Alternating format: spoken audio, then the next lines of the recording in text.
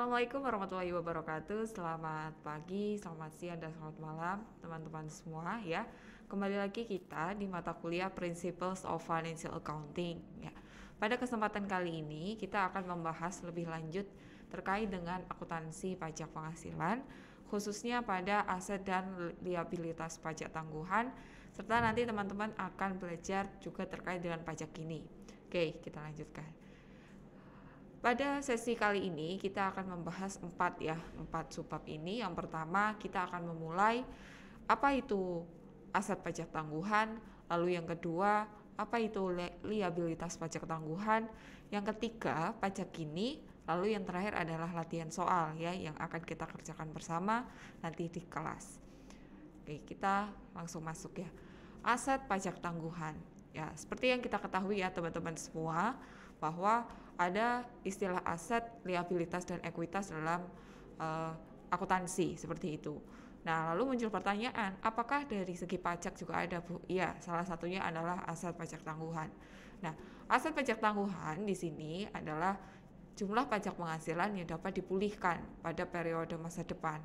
Ya, sebagai akibat yang pertama adanya perbedaan temporer yang boleh dikurangkan, lalu yang kedua akumulasi rugi pajak yang belum dikompensasi dan akumulasi kredit pajak yang belum dimanfaatkan, serta ya ada beberapa peraturan pajak yang mengizinkan ya untuk perusahaan mengakui sejumlah rupiah atau sejumlah dolar bisa diklasifikasikan sebagai aset pajak tangguhan. Lalu persyaratan ya bisa disebut aset pajak tangguhan atau liabilitas pajak tangguhan ya. Nah, teman-teman bisa fokuskan ya di kotak ya, kotak warna biru campur ungu ini ya. Nah, yang pertama kita fokuskan dulu pada net aset fiskal dan net aset akuntansi. Dikatakan ya sebagai aset pajak tangguhan apabila net aset fiskalnya ya lebih besar daripada net aset akuntansi. Nah, bagaimanakah Bu apabila kita menilai dari segi laba? Kalau laba ya, laba pajaknya harus lebih besar daripada laba akuntansi. Jadi seperti itu. Nah, persyaratan kedua ini kita bisa klasifikasikan apabila memenuhi salah satu. Bisa memakai pendekatan aset dan juga bisa memakai pendekatan laba ya, teman-teman semua. Laba bersih ya, jangan lupa. Oke, yang kedua ya, sebelum kita lanjut ya membahas terkait dengan liabilitas pajak tangguhan, teman-teman di sini saya ajak ya mengenal ya beberapa istilah ya yang ada di akuntansi pajak penghasilan ya, terutama aset dan liabilitas pajak tangguhan. Yang pertama adalah beban pajak. Beban pajak pada intinya adalah sebuah agregat pajak kini ya dan pajak tangguhan yang diperhitungkan. Jadi apabila teman-teman sedang melihat ya dan mempelajari laporan laba rugi ya, lihatlah pada posisi laba bersih sebelum pajak ya, laba bersih setelah pajak. Nah, laba bersih setelah pajak kita dapatkan dari mana? Laba bersih sebelum pajak dikurangkan dengan pajaknya. Lalu yang kedua, dasar pengenaan pajak atas aset atau liabilitas. Apa itu? Ya kan? Jumlah teratribusi atas aset atau liabilitas untuk tujuan pajak dengan aset atau liabilitas ya dalam rangka di perusahaan. Jadi di sini artinya adalah dasar pengenaan pajak jumlah yang teratribusi. Jadi sebelum dikenakan pajak ya teman-teman di sini harus menghitung dulu DPP-nya itu berapa.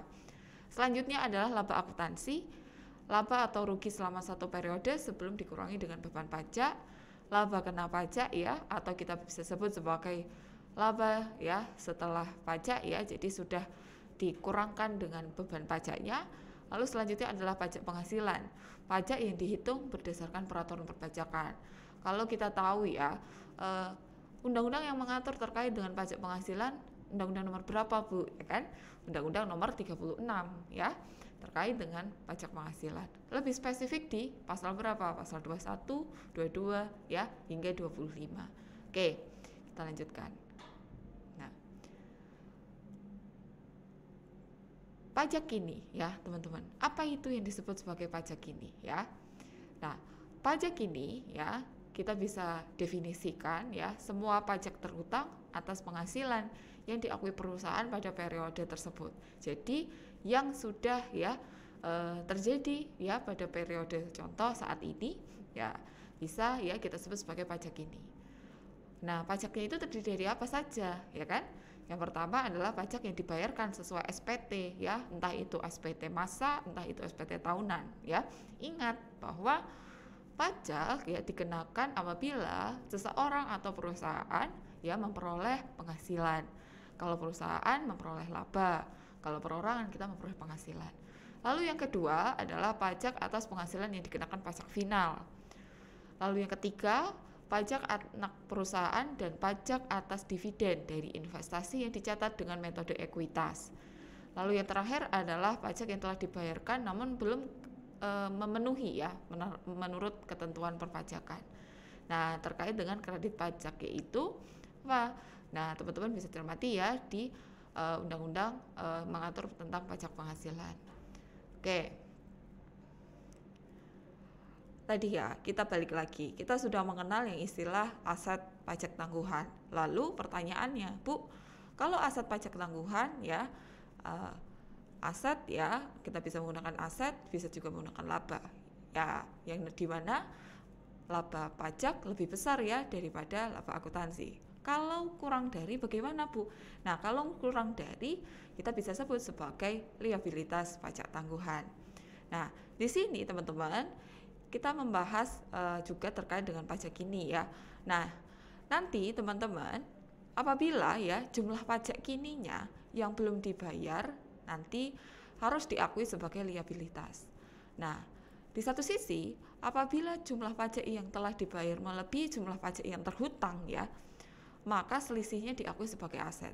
Hampir sama seperti pembahasan sebelumnya, yaitu aset pajak tangguhan dan liabilitas pajak tangguhan. Nah, tapi di sini yang berbeda adalah sudah dibayar atau belum. Jadi seperti itu. Kalau sudah dibayar tapi melebihi jumlah pajak terutang, kita bisa kategorikan atau klasifikasikan sebagai aset selisihnya. Oke. Manfaat dari rugi pajak dapat ditarik kembali ya, teman-teman, untuk memulihkan pajak kini dari periode sebelumnya dan jangan lupa diakui sebagai aset. Oke, di kotak kanan bawah ya terdapat beberapa istilah dan beberapa rumus yang mempermudah teman-teman ya untuk belajar terkait dengan pajak kini. Jadi seperti itu. Oke. Ya. Nah, ini adalah contoh soal ya terkait dengan pajak kini, teman-teman semua.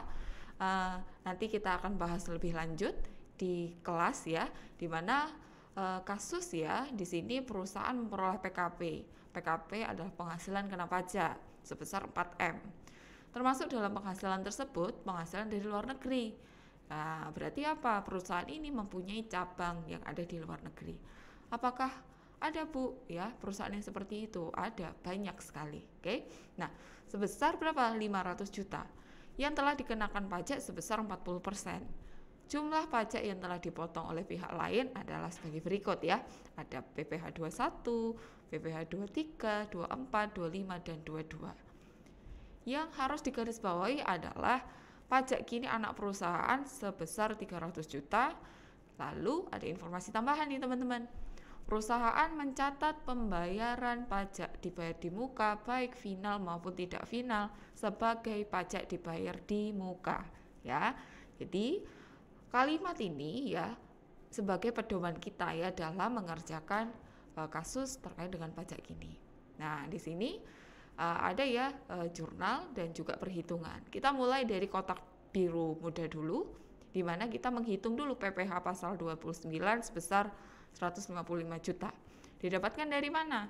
PKP 4M. Tapi ingat ya, yang dikenakan cuma 40%, jadi 1M. Kredit pajak pasal 22, 23 dan 24 kita masukkan, serta PPh 25 kita masukkan sehingga kita dapatkan angka 155 juta. Lalu ya, kita kembali lagi ke kotak abu-abu ya, jurnal. Karena ya perusahaan ini mencatat pajak final maupun tidak final dibebankan sebagai pajak dibayar di muka, maka jurnalnya ada dua ya. Yang pertama adalah debit beban pajak sebesar 1M, pajak dibayar di muka PPh pasal 21 sebesar 100, pajak dibayar di muka PPh pasal 23 sejumlah 120, pajak dibayar di muka PPh 24 berjumlah 125, serta pajak dibayar di muka PPh 25 sebesar 500, serta utang PPh 29 155. Lalu jurnal yang kedua adalah beban pajak 135 juta, pajak dibayar di muka PPh final 60, dan pajak dibayar di muka PPh 24 75. Setelah kita melakukan jurnal ya, nah karena perusahaan ini ada induk dan anak ya, kita harus menghitung ya parentnya berapa, lalu nanti konsolidasiannya berapa. Nah boleh teman-teman ya fokus ke kotak kuning ya di kanan bawah. Beban pajak kini parent ya 1M ya 135 juta ya, di sini dari 1M ditambah 60 juta ditambah 75 juta. Beban pajak kini konsolidasian ya merupakan pertambahan dari beban pajak kini parent ditambah dengan 300 juta. 300 juta adalah dari soal ya. Nah, pajak kini anak perusahaan 300 juta. Nah, berarti hasilnya adalah 1.400.000.000 ya 35 ya. Jadi ini adalah ya beban pajak kini ya. Lalu bagaimana kan nanti perlakuannya terhadap kasus lain kita akan bahas di kelas. Oke. Untuk pertemuan kali ini kita cukupkan sekian ya teman-teman. Nanti kita akan lanjutkan lagi pada sesi selanjutnya. Sekian dulu dari saya. Wassalamualaikum warahmatullahi wabarakatuh.